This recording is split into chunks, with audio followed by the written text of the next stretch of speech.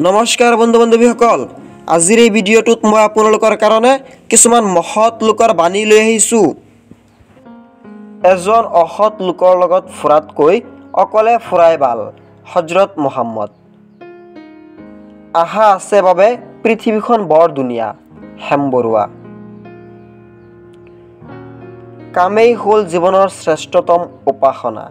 হোমেন বৰগোহাঁই।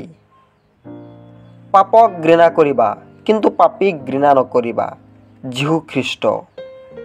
মহৎ কাম মহৎ ত্যাগৰ যোগেদিহে সম্ভৱ। স্বামী বিবেকানন্দ। সকলো বিপদৰ একমাত্ৰ ঔষধ হৈছে ধৈৰ্য।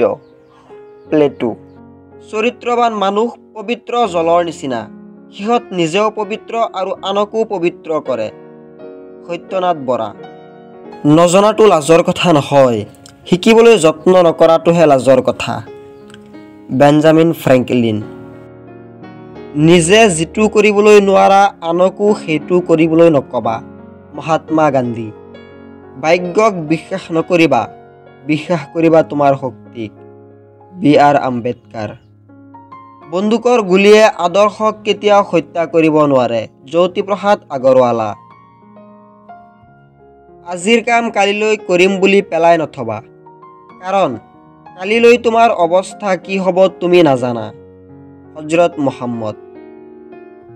যি কণী চুৰি কৰিব পাৰে তেওঁ হাতীও চুৰি কৰিবলৈ সমৰ্থ।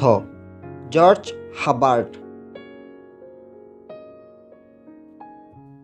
যাৰ আত্মসন্মান নাই তেওঁৰ নিজস্ব বুলিব একোৱেই নাই।